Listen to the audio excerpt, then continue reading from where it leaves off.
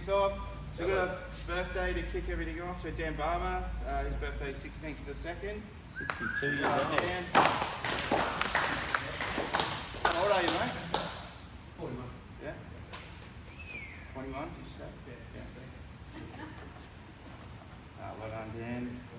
No anniversaries. Just got some positive recognition as well. So this one's put in by Tom's. So on the 6th of the 2nd, there were some tree trimming crews out. They had some issues with the LV switching. They got all that sorted. Some incorrect mapping, so they switched everything around to keep the customers that we incorrectly mapped on. They carried out 2 massive switching sheets, and then from what it says here, they stayed back to get all the trees completed. So well done to those guys. So that crew was Benny Wheeler, Ty Lynch Jr., Tim Asser, Nick Barrett, Sarah Russell, Jake Francis and Brucey. So yeah, massive thanks to you guys for putting that extra effort in to get all that across the line. DS switching incidents and near misses. So we'll just run through these and then I'll get Chris, you can do your switching alert. So we just had one enable on for this week. So this one's chucked in by Brucey. So after notifying customers, I stopped at the shopping centre to go to the loo to get some water. Upon returning to the car, I was about to drive off and another member of the public tapped on my window to notify me that the car to my right had hit my ute when parking and had damaged the rear driver's side rear wheel arch. So good of them and good of you, Bruce, for following up. So yeah, just might pay guys if you do go into car parks and you leave your car for a period of time, just do a walk around so you're aware that there's been damage. It's nothing worse than not noticing, get the car back and then someone else notices it. It just sort of makes it really hard for us to work out where it happened, who actually was in the vehicle when it happened. Alright, so just Justin. Was it Justin's ute, was it? Yeah. Oh. Can you still drive it? Yeah. So we'll just jump back to Chris for switching alerts. Yeah, sorry, I'll just before Chris starts. So we're 496 days without a switching incident, guys. So that's awesome. Everyone remembers our previous best was 869 days. So we're more than halfway there to achieving that again and doing better. So well done, everyone. Yeah! Woo! Oh, no? Okay. Yeah, no. Okay. Switching alert. So on the 21st of January 2025, planned switching was carried out down at Pickett Harbour to isolate a section of HP underground cable. The assigned field switching coordinator felt the cord knockback after completing all required switching steps. Approximately 4.5 hours passed since the last communication between the field coordinator and NOC, which prompted the NOC operator to call the crew back to get an update on what was happening. At this point, it was identified that the crew had omitted to call knockback when required as defined in the SP. Several items were omitted, including placing protection back into service and gaining permission to carry out the work. No injuries, no damage, no loss of supply, but yeah, the feeder remaining in non-order for an extended time did not result in an incident. It's a deviation from the switching manual, and it's just a reminder that the field switching coordinator should not be carrying out any other duties while doing field switching coordinating. So yeah, that one might sound a little bit familiar to someone. But yeah, so just make sure you're signing off items and following the sheet item by item. Make sure you call them back. Just yeah, make sure you're completing those items and following the sheet. Pay attention to what you're doing. But don't start work without getting permission to start work. Yeah, take your time. These incidents probably happen from crews rushing and being put under time pressures. Just push all that out your head. Just when you're switching, take your time. Everything needs to be 100%. Alright? Yeah, it's the second time something like this has happened in recent memory, so just make sure we're dotting our I's, crossing our T's. Thanks, Chris. Got a safety alert. Ryan's got this one. So it's unauthorised drone use. Right, so January, the publication was explaining that Harbour showing some aerial shots of the end of a construction site. Upon investigation, it was found that the person that a personal drone had captured the footage. The operator of the drone was not suitably licensed and the drone was not registered to the business. So the business is certified and registered remotely piloted aircraft system aviation business with the Civil Aviation Safety Authority. Right, so they've gone to a significant effort to gain that. They've got highly dedicated trained pilots, 600 hours of flights, and all this stuff allows them to do what they do with it all. People who are flying their own drones increase the risk to personnel and breach of the regulations. So going forward, mandatory requirements, you require authorisation to operate any drone, so no drone may be operated on a Sappin or Enoven site without approval. All drone pilots must be licensed, all aircraft are type approved and registered, because it's a risk to the insurance. All operators, including contractors, must be fully licensed to carry out drone flying. Alright, so even though we might be really happy with completing a project in a certain town, let's not fly a drone overwards and record it. Alright, it's going to be done by someone in the business, so there might be some we can raise beforehand if we do want to do something like that. But yeah, no more flying drones on Sappin or Enoven sites, not that we have at all. It doesn't say on this specific instance, it just said it was put on, the photos were displayed on the hub, and it was later found out that it was an unlicensed, unauthorised drone flight. So it's likely to be an employee. Site. So I think it's a good thing to look out for jobs that you can get a sexy photo for that we can promote, but just have a think about it. Brian will reach out to Marshall and he can get the rules in motion to do that. He looks after the airline services thing. So. Cool. Moving on. Alright, just some general depot stuff. So Cam's just put this one in. So Enoven will be sending out an Enoven only culture survey.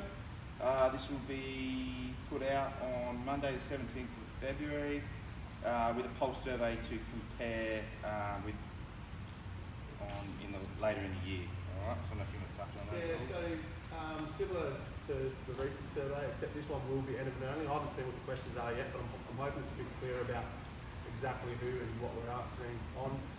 Jason come out this morning to have a bit of talk about the pulse survey too, so did Alicia, and go over some stuff to make sure everyone's confident, synonymous and a few other things, but because there's a small amount of people, we just want to do it next Tuesday.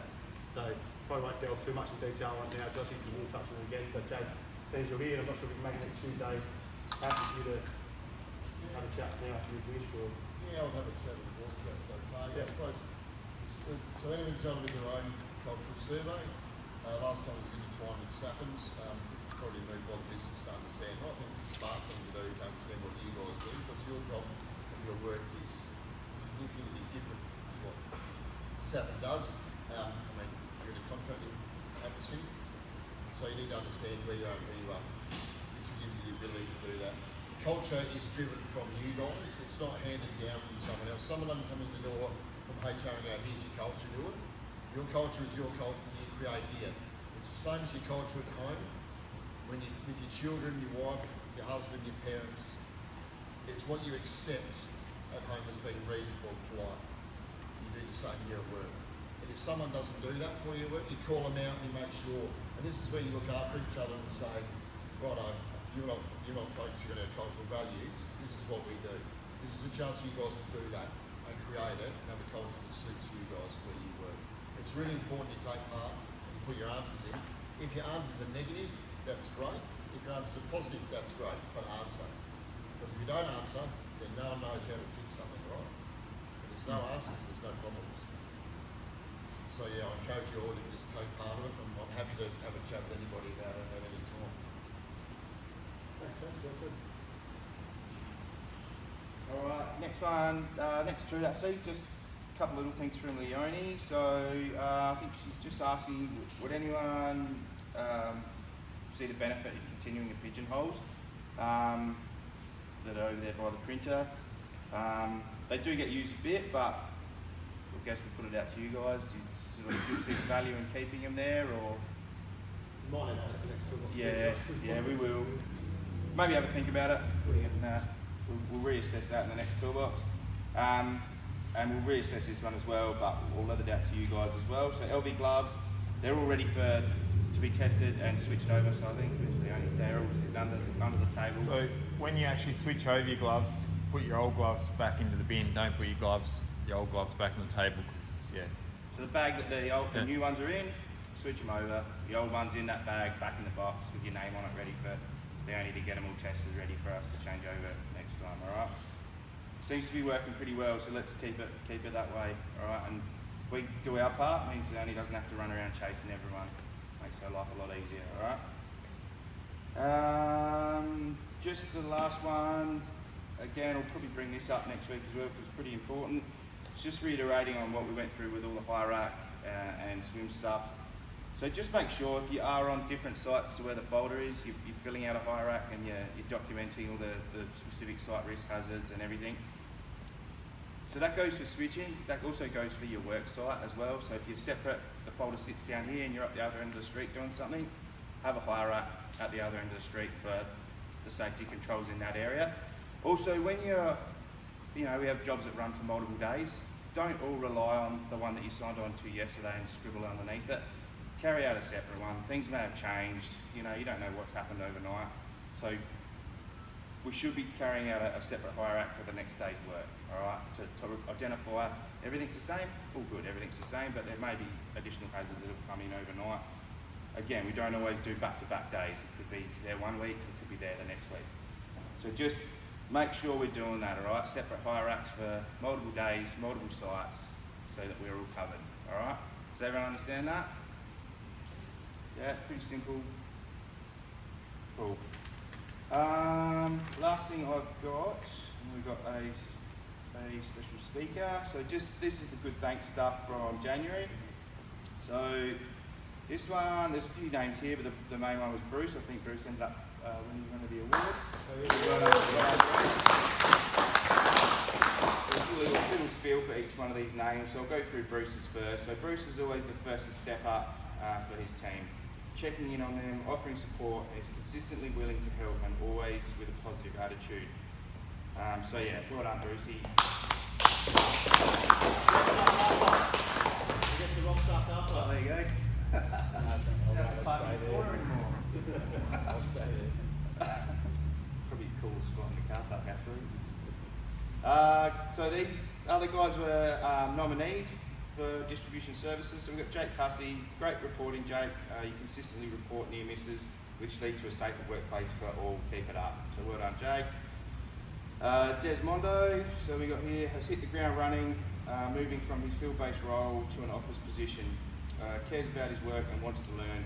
Has picked up the TSW6 role positively and very quickly. So well done, Des. Chris Hoyle, Chris constantly goes above and beyond, supports his team, he's friendly to all and props up workplace morale with his continuous recognition of good efforts within the team. Chris is always the first to hand out compliments or offer an ear for listening, so well done Chris, that's great.